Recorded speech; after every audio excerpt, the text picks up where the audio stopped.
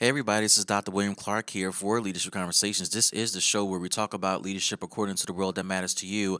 And I wanted to quickly talk with you today about creating the path forward. Now, as a leader, you're constantly looking at what you need to do to get to the next phase of your organization, of your company, of your team, of your project. And you're constantly thinking about what is the next step forward and how do we create those pathways that makes the most sense for our project. Quite frankly, sometimes that can be a daunting experience because the reality is, man, there is no set pathway when you're trying to get from one point to the next point. And don't get me wrong, there are some times where good principles, good ideas must be and should be followed to get to a specific outcome that you're targeting.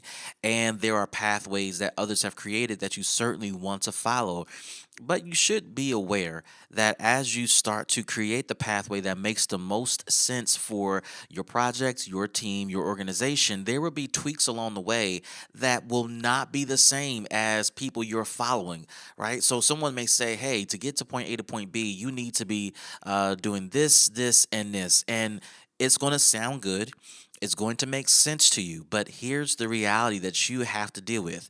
That reality is the circumstances, the environmental triggers, the environmental settings are not going to be the exact same for you as it was when the person advising you did the same thing, right? The climate of the economy, the climate of the marketplace, the climate of the customers are going to create differentiating circumstances that will force you to rethink. How are you going to do A, B, and C? And that's the reality that we all got to deal with. So here are a couple of thoughts I thought about when I thought about the topic of creating the path forward. Number one, assess what happened, right? You need to understand history. And this is where listening to the pillars in your life, people who are going to advise you, listening to what they have to say, assessing what they've experienced, what they've done, and how they are advising you under what context and guise. And as you do an assessment of that, look at also what is causing you to want to move forward because moving forward is obviously important to you. It's critical to your success and longevity. And you've gone through the process. You're going through the steps to say, "Hey, I want to do X, Y, and Z."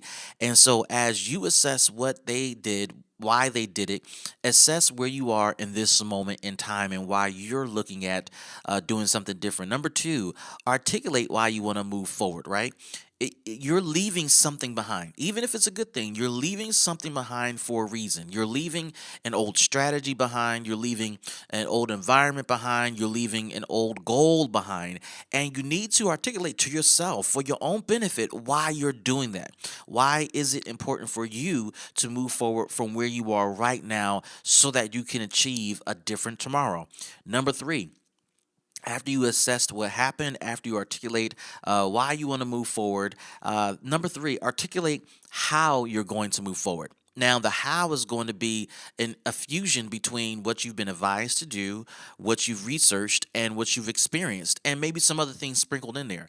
Regardless of the mix, the percentage mix of all of that stuff that creates your strategy, ultimately, you need to articulate the how because you need that type of guidance for yourself. You need that type of guidance for your team. You need that type of guidance for your supporters who are looking for you to tell them what you're going to do and why. And then this leads to the last and final piece of advice, and probably the most important. Do it. Execute what you plan to do. Execute what you're trying to do. Get it done. It is important for you to just do what you said you're going to do because the longer you fester, the longer you kind of sit there and kind of mull over what's going to happen, the less likely you're going to do it, or the more likely you're going to create fear that prevents you from doing it exactly the way you've planned it out. I hope you find this helpful. And I hope that you start to create that path forward that makes sense for your leadership and for your organization.